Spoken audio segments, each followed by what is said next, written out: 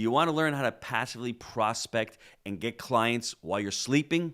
Well, if that's you, then you need to listen to this next podcast.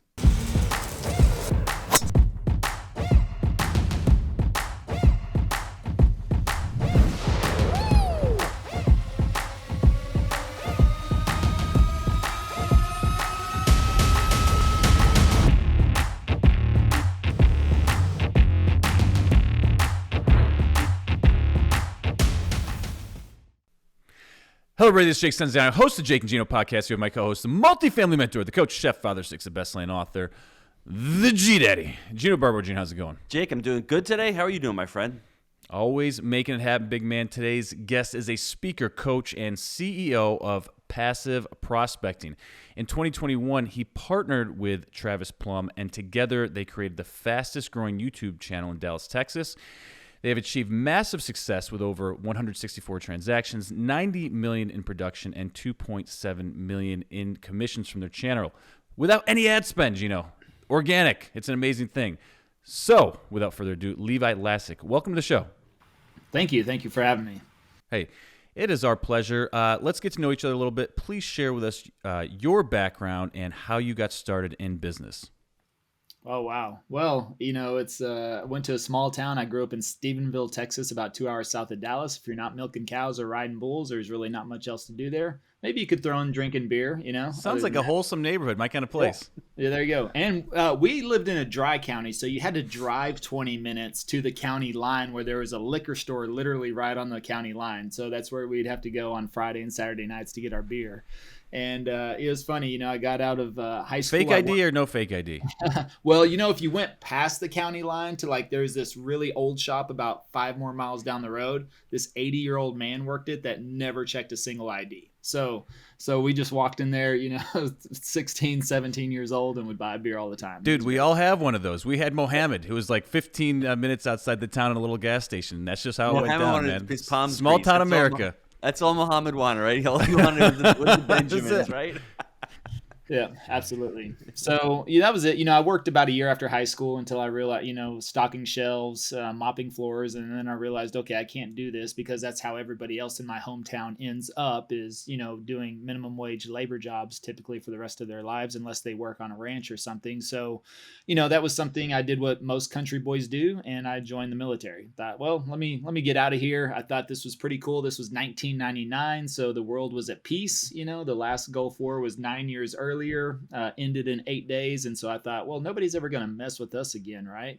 And so I thought I could go and get some money for college. And then, of course, 2 years later, September 11th happened.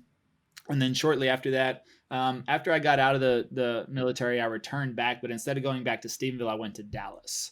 And I just remember I worked a couple of labor jobs there, ran into this guy, Michael Reese. I called a gym, actually, called a Bally Total Fitness. And this guy named Michael Reese answered the phone and got me in the gym and sold me the most expensive membership with personal training, all this crazy stuff. And I couldn't afford it.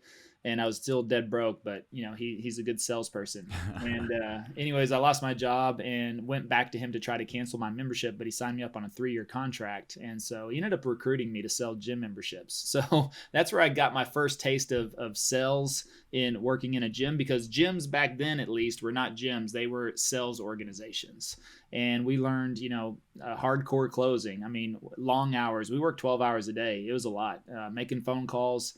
And he took me to my first Brian Tracy event. That's where I learned, started to actually discover. It wasn't cheap back then either. It was like $65 a month for Bally's. Bally's was, right? Yeah. 65, 70, 75 was the top tier. And I mean, that's like common these days. You go to a gym today and you're like $75 a month. Oh, that's cheap. Back then it was super expensive. Yeah. Especially for a 21-year-old with no money.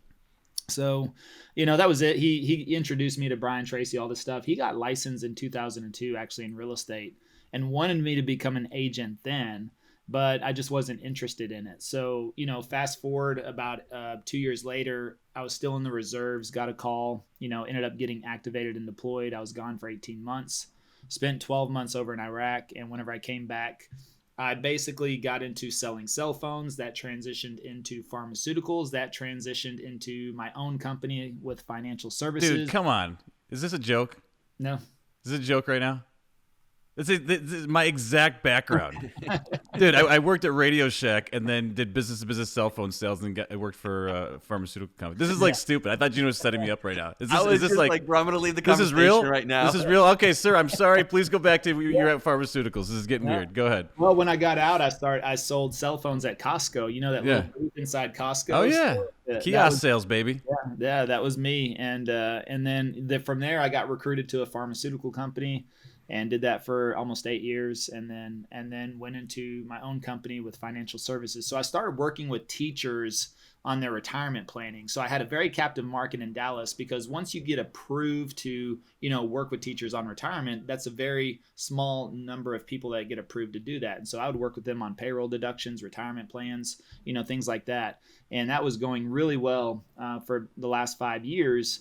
And I had a teacher schedule, but 5 times the teacher's income. So I was working 8 months a year and traveling the world. I went to 24 countries inside of 3 years, making the most money I'd ever made. And then, 2020 of April, the world shut down, right? The schools shut down, everything closed down, and my business, shut down, because I used to meet with teachers on campus. Nobody was thinking about investing, saving money. They were starting to call me how to pull out money, liquidate their accounts, all kinds of stuff. And I just didn't know, when are schools going to open back up? When's the world going to open back up?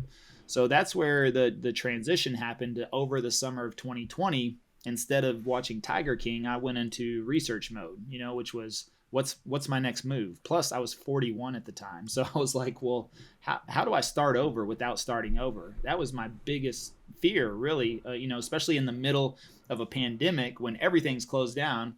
First of all, I'm not going to get a job regardless, because now I've tasted owning my own business, but at the same time, nobody was hiring anyways. So that was out. And I was just like, what am I really interested in? What do I want to do? It was not being a real estate agent, I'll tell you that. So the irony of that. But Michael and I have been friends for the last 20 years, and he's always tried to periodically get me into real estate. And this time I finally started to listen and wonder, okay, well, I started over the summer of 2020. Real estate was the only industry that was really growing other than toilet paper sales. So I thought, well, maybe if I'm going to make a move, into real estate, this would be the time to do it. But I didn't want to be like everybody else. Plus, I didn't want to have to compete with all the top agents and brokers in Dallas. It's a huge market to jump into. And I also didn't want to spend a ton of money. I didn't want to, I was like, how do I market myself? How do I brand myself in a pool of seasoned agents, brokers that have been here 15, 20, 25 years, and how am I going to get a piece of the pie, and how can I attract business? So those were the questions I was asking myself. Plus what I realized before as well is that all my previous jobs or businesses had been dependent on me. And so whenever any outside force came into play and kind of removed me from the equation, my business stopped. Or if I was in sales, like, pharmaceuticals or cell phones, you go to bed, you wake up the next day, guess what? You're back at zero again, right? Cell phones don't really sell themselves. Pharmaceuticals don't sell themselves. And so in even meeting with clients one-on-one in financial services, that had to be me every single day. And so that was a different mindset coming into this as well, as I was like, I do not want to get caught up being a solo agent. Not even from the beginning. I started to just ask myself different questions, which is, how am I going to, first of all, attract business? Is there a way to attract business so that I'm not putting output out there as far as phone calls and door knocks and shaking hands and kissing babies? And then second of all, how do I scale it as quickly as possible? Basically, how do I remove myself from the equation as soon as possible so that I have a business versus just a solo practice? So those were just the questions I asked myself over the summer of 2020, and just started to do a lot of research. And once I felt like I had a plan, then I decided to move into real estate, versus where I think a lot of people will get into real estate and then they're like, all right, what's the next step? Where do we go from here? And I just was like, let me reverse that order, because what I realized is at 41, I wasn't starting over. I was I was starting with, 20 years of sales and marketing experience in my back pocket. I just had to apply it in a different manner. And, and this time I didn't want to get caught up in that, it's all dependent upon me type of situation. Levi, how has sales changed over the last 20 years? Because I would say 20 years ago, your buddy sold you unethically. He sold you something you didn't need. He ripped you off, and he put you in a 3-year contract. Damn, Gino's going for the jugular. And you know what? 20 years later, sales is completely. I mean, like, you can go online right now. Everyone feels as if they see it coming. And we employ the FIT, Find Impact Together, the same side selling. And I think that's revolutionized what we're doing, because we're not going to sign somebody up if you're not a fit with the Jake and Gino community. If not, you know what? Do you know anybody else? We want to leave you in a better spot. Whereas 20 years ago, that's what it sounds like you've transitioned into. Can you talk about that journey a little bit? Because cell phones, pharmaceuticals, they're really tough. It's a tough environment. You need to sell. You need to get out there. I got my boy over here from Western New York, whose story is very similar to yours. He wasn't milking cows. I don't know. Do you what have the a hell cell he was phone? Do you have a cell phone? We're potato farmers, Gino. Okay, represent. All right. The guy would But not no, let dude. he would not let you out of Radio Shack without upselling you some kind of shit that you didn't need, whether it's a Very fucking true, plug-in sir. thing or whatever. So that's not how it is nowadays, and people feel that. They're waiting for the upsell. They're like, they want to buy, they don't want to be sold. That's what I think is the big transition. I mean, if you want to expand on that a little bit before we jump into passive prospecting, that'd be great. Yeah, absolutely. And I agree with you 100%. I feel like Michael ripped me off all those years ago. So, Damn it, Mike. I think he's definitely a much better person now. But back then, that was you ever seen the movie The Boiler Room? It was Yes. boiler room tactics, right? It was get the sale done at all cost, and also start at the very top. It doesn't matter who your customer is. Start at the top, sell them the most expensive thing, and you back your way down from there. And they would shame you if you didn't. It'd be like, Right. dude, you Well, didn't sell the Michael- top. You suck, you loser, right? Let me ask you, is the internet pretty much stopped a lot of that? Because you can go online right now and bash somebody. 20 years ago, you couldn't go online and say, Michael is an ass. He's ripped me off. There's no recourse. 20 years ago. Now there's a little bit more recourse. I think that's one of the really big advantages of having the internet around nowadays. Well, absolutely. And also, if you're going to be speaking or attending events or things like that, I mean, that's what I talk with our team all the time is I'm like, look, we have to treat people like people, first of all. I mean, they're people. And so if I'm going to be going to events, which last year in 2022, I went to 25 events, and I spoke at half of them. I said, what I fear the most is going to an event and somebody saying, man, you suck, or your company sucks, or your customer service sucks, or your product sucks. That's what I don't want to hear. And so, we're always working on and tweaking and building the concept of community, and also showing up every single week, for our community. And anybody that becomes a client of ours, then we're also making sure that we try to give them zero excuses to ever say that they feel like we let them down. That's the whole goal. I tell people all the time, I will not quit on you if you don't. Now, I can't force people to do things, but they also can't say I didn't show up. So even whenever I travel, I'm at events, I will still do everything in my power to maintain the same live trainings, the same calls, the same, things. And we do a lot of live stuff every week. So we host actually 4 live calls per week, 5 live calls. And that's hard to do when you're in different time zones. I was in Hawaii 2 weeks ago speaking at a conference, and I'm like, at 5 a.m, I was running 5 a.m. Hawaii time. I was running a live call because that was, our Central Standard Time. And instead of disrupting the community, I would rather just get up and get up and do it. And so it's one of those types of things where communication and showing up every week is something that we really do focus on. And because that's what we're looking for now. I can't stop everything. And, we've had our fair share of some people, bashing us here and there, but it's all good. I know it's unjustified or sometimes there's just those types of people out there, but our goal is to continually provide value and leave a good taste in people's mouths. Can you define what passive prospecting means to you and to the community? Yeah, absolutely. So I think everyone loves the idea of passive income. I think it's why we're all business owners or entrepreneurs, is because passive income really means freedom. So whether that is a huge lump sum in the bank or reoccurring revenue, we're working to this point to where hell, you could even consider Social Security passive income, but as entrepreneurs, we don't want that, right? Because that's like the very bare minimum you can get to. Although my dad literally just retired at 70 to maximize his Social Security, so that was freedom to him because now he can do what he wants. So I think that's what we're all working towards. But we know it's a catch-22 because passive income takes a ton of work up front, right? And usually years or decades. Now, some may achieve it sooner rather than others, but it still takes a lot of work up front.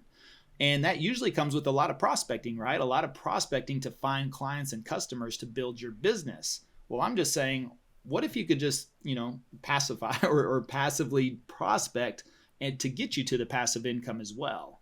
And that's where video comes in, and that's where we built out this whole strategy, and that's what the book that's coming out on March 7th talks about is passive prospecting.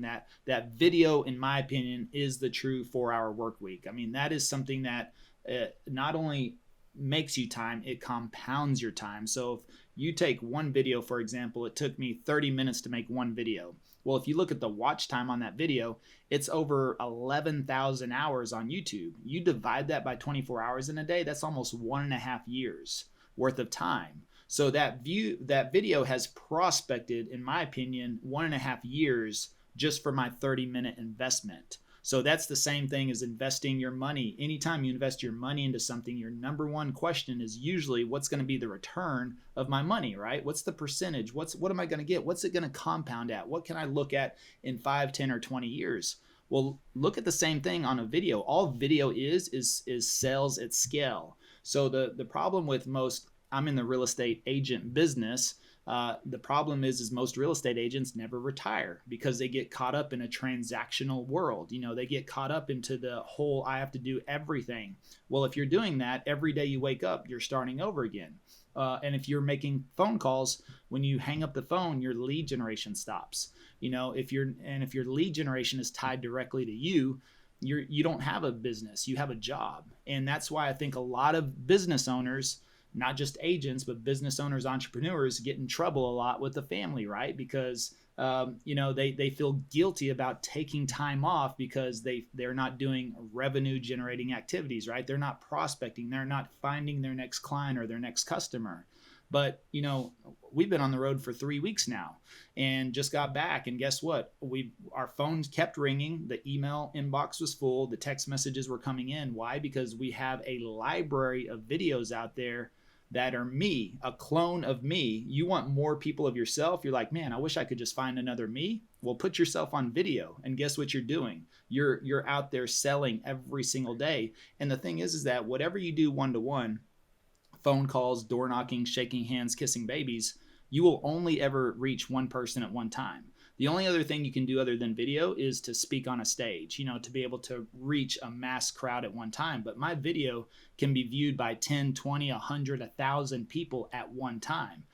I don't even care if you have a team of inside sales callers. They'll never be able to match the power of a video once it starts to take off. And so whatever your product or service is in the small business world, you could sell t-shirts. If you sold t-shirts, you could create content, create videos about how do you make t-shirts, what to do, how do you market. You could build a whole channel around that. And guess what? That's going to be marketing for you. Instead of going out there trying to, knock on business doors to sell your t-shirts, you document everything you do in the business, how you make them, the designs. If you're the artist, art is one of the biggest things that is viewed on, YouTube. And so just documenting. Really? Oh yeah. I had no idea. Yeah. I'm not looking at much art. Yeah. Watching people draw, design, build, create, anything like that is a huge draw. People are fascinated by it. And it's the same way if you're a financial advisor, if you're an electrician, if you're a plumber. I've got a friend here in Dallas. He's a plumber with over 500,000 subscribers. Now that I understand. Yeah.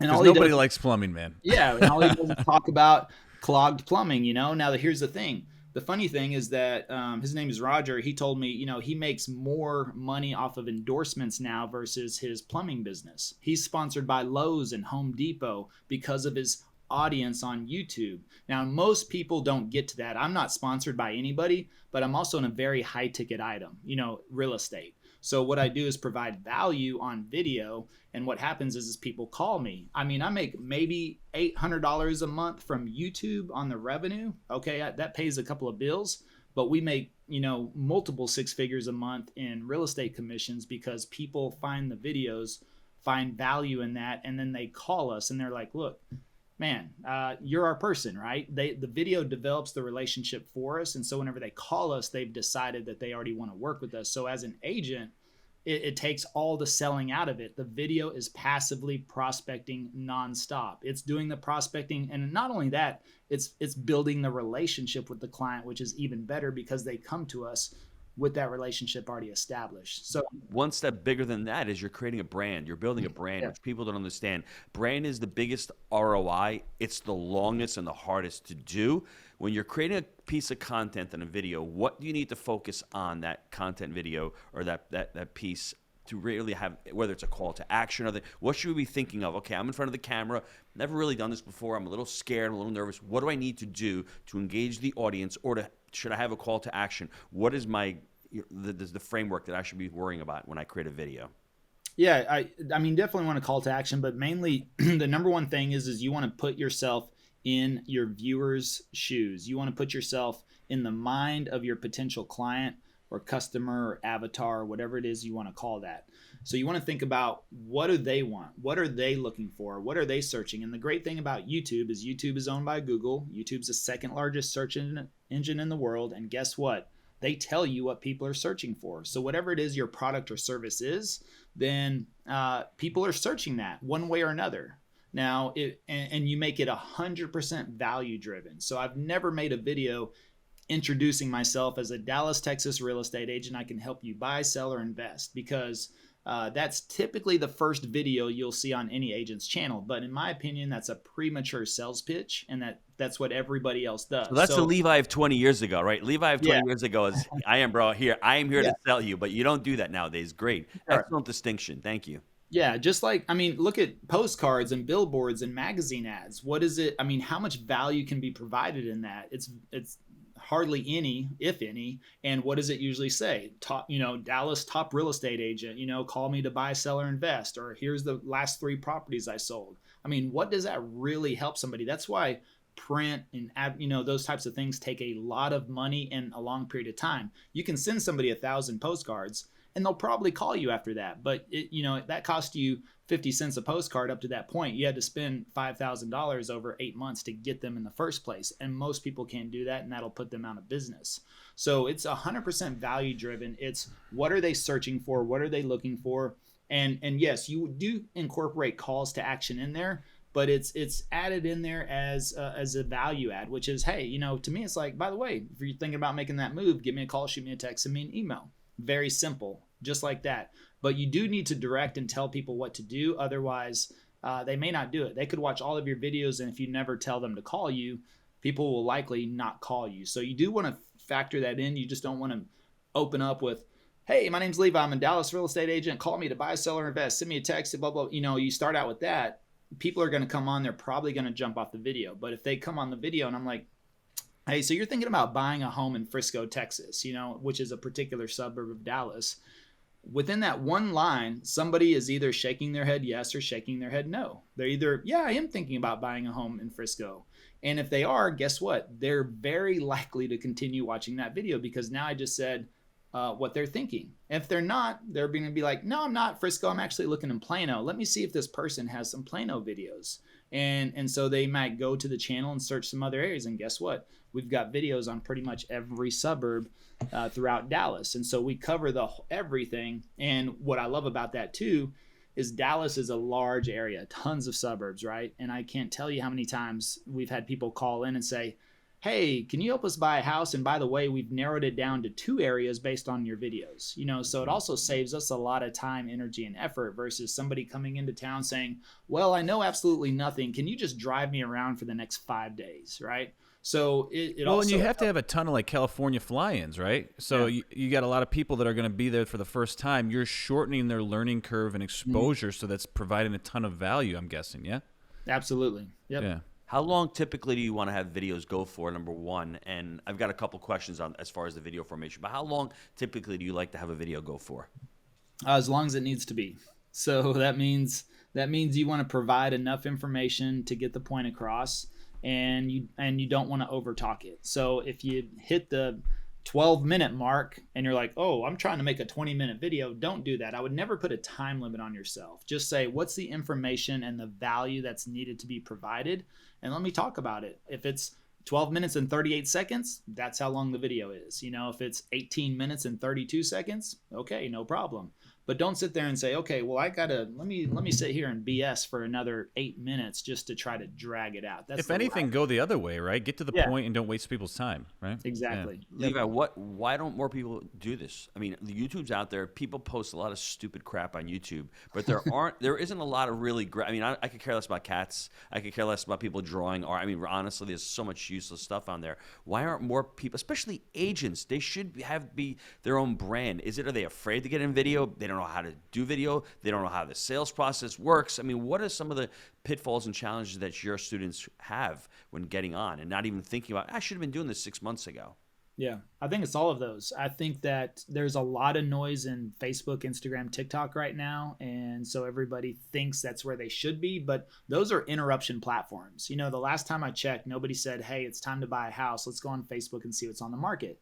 But that's where most agents default to number one, run ads, and number two, post content. And there's almost zero organic reach on Facebook now these days. So you have to pay to play on there. But I think a lot of people, and you listen to a lot of Facebook, Instagram, and TikTokers right now, even in the agent space, and you listen to their origin story, a lot of them are kind of like, well, I just started posting videos and then something took off, and that's very rare. I think I think the 20 and the 30-year-olds do a better job of this than the 40-year-olds and above, which is understanding the platform. What makes it work? What drives it? Is it? I agree with that. Is it search? Yeah. So you have to understand the back end of the platform, and YouTube is built on SEO, analytics, all kinds of things. It's probably the most complex platform, but there's just not a lot of noise around it. So I think people put it to their, last on the list. And in my opinion, it's the best conversion because long form content is the best form of conversion out there. Because it takes time for people to consume content, and build a relationship with you. That's very difficult to do in 30-second videos, especially on platforms whenever they're not there intentionally looking for that information, So they might see your ad or they might see you posting content, but they may not be in the market for 18, 24, 36 months. But people going on YouTube are intentional. They're in the process. They're starting to search. They're like, okay, what's it like to live in Dallas? What's it like to live in the suburbs? What are the suburbs? So they start searching those particular things to be educated on YouTube and to watch long form content. And everybody says that attention spans are dead these days, which is why you're supposed to be a dancing real estate agent on TikTok. But that's not the case. When people are in research mode, which they do get in that mode whenever they're thinking about making a move, then guess what? They're going to take time and watch videos. Have some respect for yourself, folks, for crying out loud. Seriously. How you going to look in the mirror after that shit? Come on. I don't know about that. Before we go to the short answer questions and the performance questions, what mistakes do you see people making on YouTube that you can say, hey, stop doing that. That's not working. Your video's not going to trend. We want you to add more subscribers or more likes to it. What mistakes do you see? Yeah, just posting without a plan. I mean, just uploading videos, inconsistency, getting recorded one video and I'm super excited. So I'm going to upload it right now. And then guess what? The next 2 or 3 weeks is going to get in the way. I'm going to make excuses and then I don't post anything for a month. And guess what? I lose any momentum if I even gain momentum.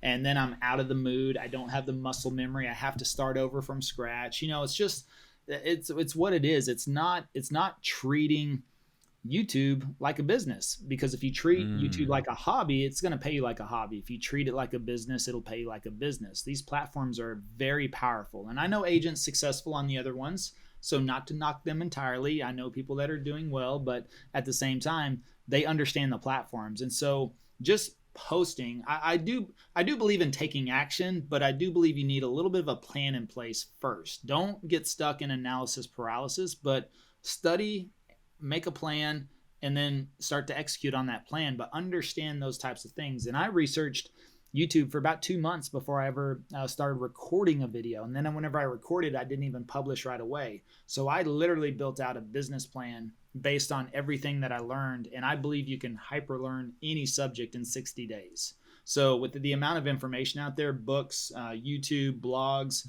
Clubhouse, all these apps, you can hyper learn any subject. And I think if you want to be the best postcard marketer on the planet, you can do that right now, because number one, most agents don't study it. And if you studied it for the next 60 days, you'll probably be more proficient than 99% of your competition.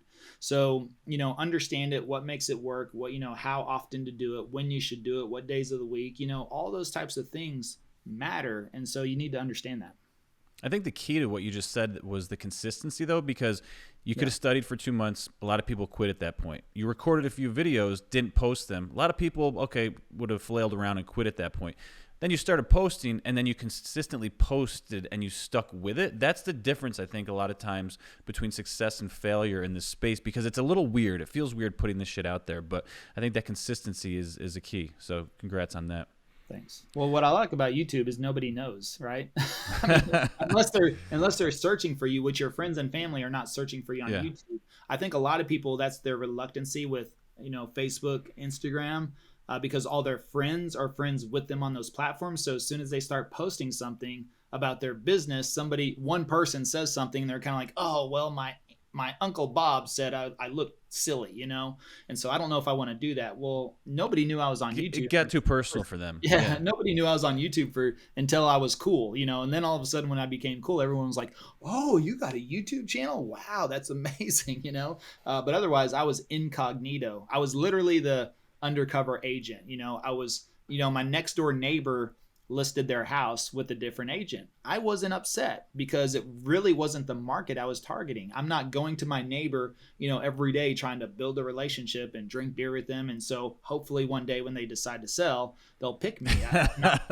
That's just not my market. So, but guess what? Everybody moving into Dallas, coming, around, they were calling us because we were the people on YouTube, with the top performing channel, the most views, and just build up to that. And so that's our market, and that's who I'm going after. And every single person called us. We did zero outbound. Hey, man, nothing wrong with a guilt or a pity listing, Gino. Okay, you can take a couple, right? I was going to say the old Levi was going to go sell his neighbor a cell phone or some pharmaceuticals. The new Levi's like, I'm too cool for school. If he wants to work for me, great. If not, I've got a YouTube channel. That's awesome. I love that. Let's take a quick time out to hear from our sponsor.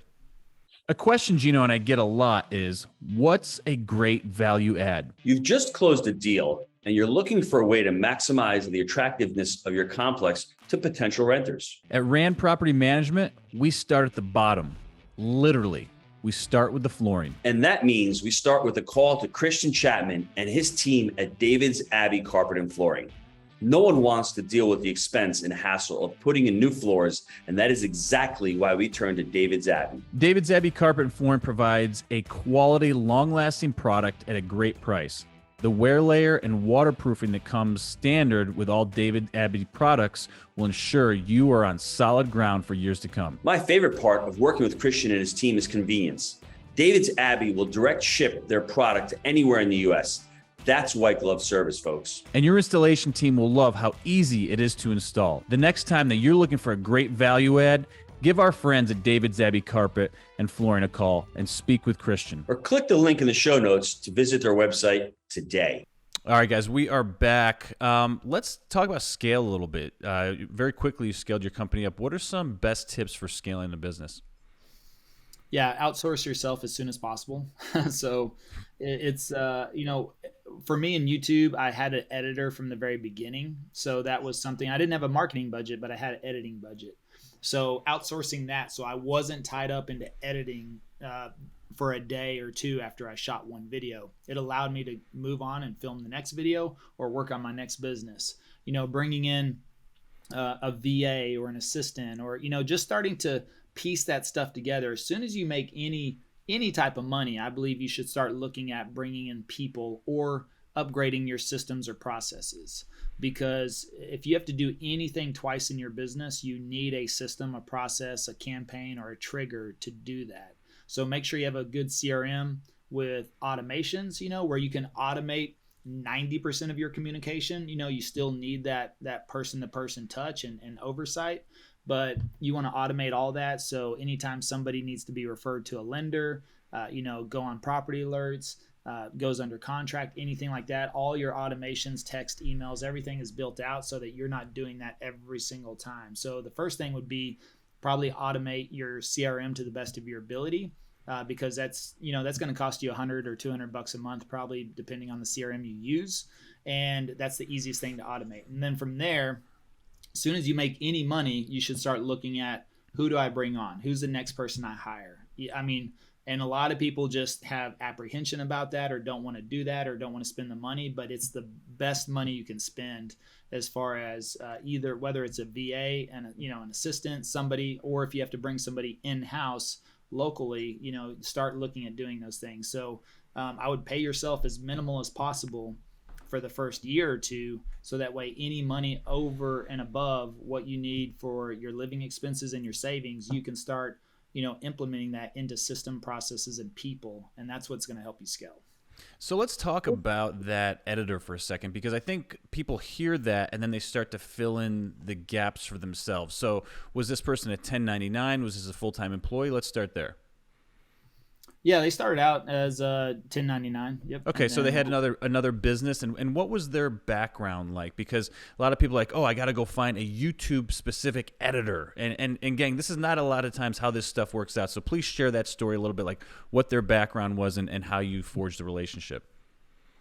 It was actually, I found her on Fiverr. I found her on Fiverr, and just to help me with my social media in my financial services business. So we've been together now over 4 years, but she was just doing oddball jobs for me on social media, and she's US based, and that was funny. I saw her thumbnail on Fiverr, and sometimes those are bait and switch. They put a nice good looking American on there, like so Tinder, right? I'm gonna get yeah. You're like, I'm gonna get this cool American that's super cheap, and they're gonna help me out. And then he swiped right, that's folks. not the case. But yeah, she was the real deal, but she was still underpriced. I told her for several years, I'm like, you're way underpriced. Are you sure that's your price? And so she did social media, but every time I asked her, hey, can you do this? She was like, yeah, I can do that. I was like, hey, can you write copy? Yeah, I can do that. Can you, edit photos? Yeah, I can do that. And then whenever I started this, I was like, hey, can you edit videos? And she's like, yeah, I can do that. And so she started out editing our videos, and then I was like, okay, what's it going to cost to do 3 videos a week, and she gave me a price. I was like, cool. So then she started out as the contractor. It took about a year into it before we brought her on full time. And my question to her was, what is it going to take to bring you on full time and buy you out of your other clients? Because I knew she worked with, 3, 4, 5, or 6 other people. But I was like, look, let's get rid of them. Come to us full time. What's that going to take? She gave me a number, again, very reasonable. And so we brought her on full time. He put a ring on it, Gino. So I think the other thing is, she probably, didn't nail it at first. There was some coaching along the way. Hey, let's try to make it look like this. And there was some, different coaching that went on, and you guys worked together and grew it to where you wanted it, correct? Mm-hmm. Absolutely. Yeah, because I just think that sometimes folks hear that, oh, and then I hired the video editor, and it's like, well, is this straight out of the box, and this person did YouTube videos and that's what they're supposed to do? No, gang, a lot of times it's, you look to your current community, you find people out there, you give them a shot, test and measure, and then these things grow over time. So it doesn't always happen right away. So I just want to, kind of get clear on that. And Jake, for me to add something to that, we were at Ryan Serhant's mastermind a couple weeks ago, and talk about the master of branding. He has dozens of people on the payroll. 1099ers. He has people just doing video. He has people doing short form, long form. So you start out with that one person, and as you grow, you continue to add. That's right. And the one question you need to ask yourself is, if you're thinking about hiring an editor, it's already too late. You already need the editor. So always think about that. And you're talking to Mr. Cheapo here. I give Jake all the credit here, because it's very difficult. It's very challenging as an entrepreneur to be the, I'm going to do this and I'm going to do that. Well, the two Imas here suck at editing. We barely able to turn on Riverside. So when we found the idea to get an editor, that was one of the best hires you ever had to start editing the podcast. So if you're out there and you're asking yourself, do I need somebody to help me edit these videos or even shoot these videos for me? If the answer is yes, you need to go out and find somebody. No, the answer is yes, Gino. So any book recommendations, anything you've read in the last year or two that's added value to your life that you want to share with the folks? Yeah, I recommend Passive Prospecting on March 7th. That's whenever we release the book. Dude, we got 3 weeks, man. Yeah, let's go. I'm not sure when this, are we live or is this going to be published later? This can be published later. Okay, cool. So yeah, hopefully around March 7th. No, March 7th, we got the launch date. By the way, Ryan Serhant wrote the foreword for our book. So we're very excited about that. And that would be a good one. Where do we go to get it? Man, everywhere.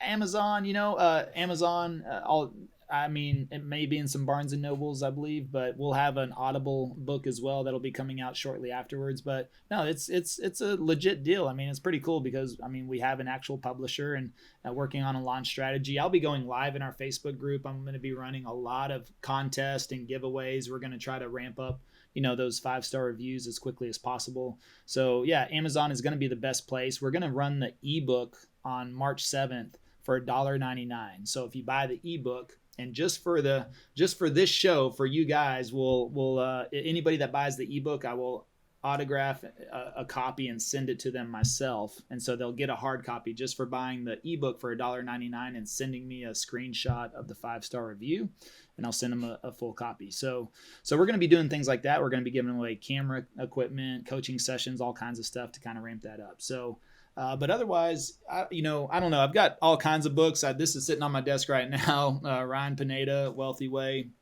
And that's something else. Breathe is a book on, just mastering your emotions and things like that. That's a good one. Is that the Mewing book? Yeah, it's no, Gracie. It's one of the Gracies. Yeah, I gotcha. One of those jujitsu guys. Nice. Something like that. So I'm always digging into something. I'm digging into $100 million offers right now there. So it's a little bit of everything. I think you just want to start somewhere.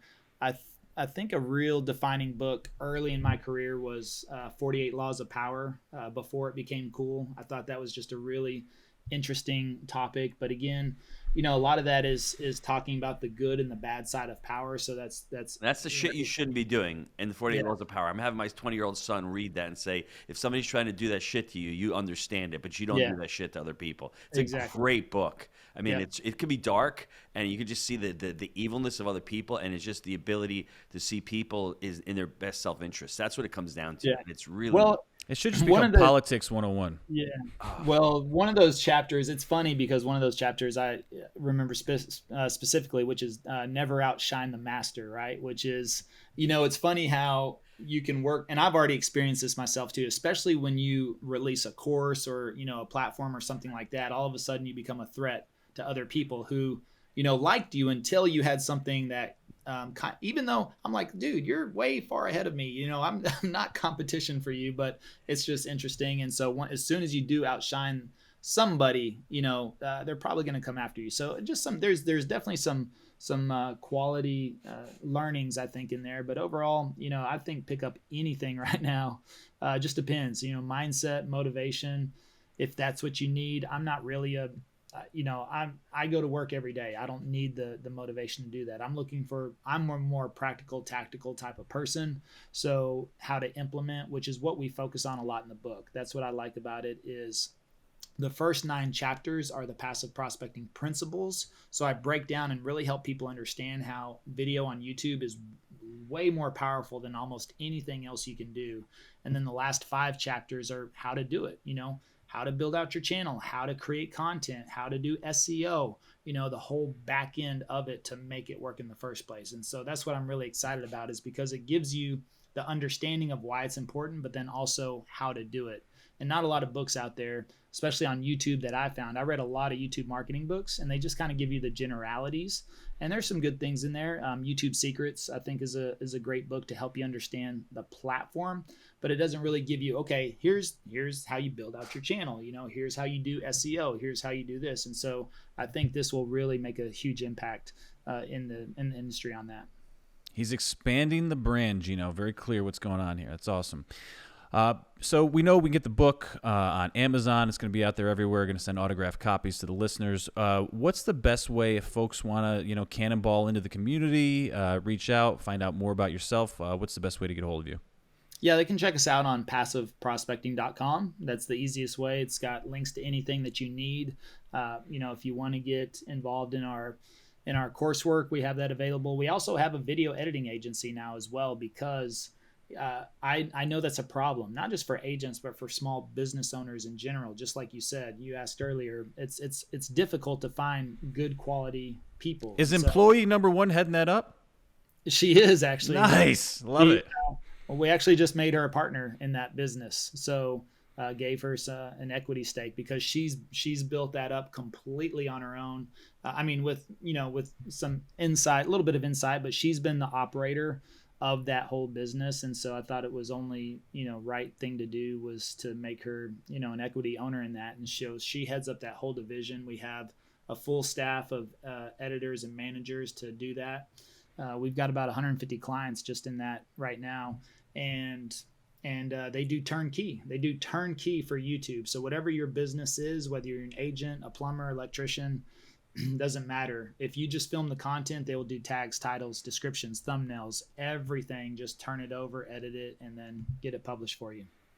And if you're going to be a plumber out there, here's the name: P-Trap Patrick, P-Trap Paul. That'll run and scale for you. That's all you need. You need the hook, Gino. So, hey, this has been enjoyable. Gino, take us home here, and we'll wrap this baby up. Young Levi Lascsak, I think that's his last name. He said he should have changed it because he didn't know he was going to get to be this big, but that's for another podcast. He's out in Texas. Yep. 18 years old, looking at a lot of cows out there saying, I don't want to be here. I got to get out. I got to get the hell out of here. And he had a beer on the county line. He had a partner in crime up in Western New York thinking the same thing. So what does he do? He goes and he gets a gym membership, and from the gym membership, he gets into cell phone sales and into pharmaceutical sales, and he's wandering aimlessly. He sold his soul. I'm never going to become a real estate agent. Real estate sucks. That ain't going to be for me. And 2020 comes a knocking, and everything changes at 2020. And he says to himself, you know what are people doing out there? I don't want to get into real estate just to get into real estate and then to figure it out. That was the epiphany. He figured it out, and then he got into real estate. And then from there, he said to himself, what is everybody not doing in real estate? They're all out there doing the old crap, the old sales. Here, I can help you sell this. Instead of going out there, building a brand and adding value to other people's lives. So I think the Passive Prospecting book is going to be an awesome read for all of you out there. Start doing things differently. If you're in any business, whether you're a plumber, an electrician, a home inspector, go out there, start a channel. You're probably going to look foolish the first 20 or 30 episodes. That's okay. Go back to Jake and Gino back in 2015. There's some pretty horrific You want to episodes. cringe? You want to cringe? Check those suckers out, right? And it's okay, though, that you need to start somewhere. But talk about it with passion. I mean, if you're a plumber and you've been doing it for years, go out there and do it. Awesome. Man, this has been a lot of fun. Gang, as always, we believe in buying deals for the long term. Think in decades. I'm Jake. He's the G-Daddy. We make it happen. We'll see you next time.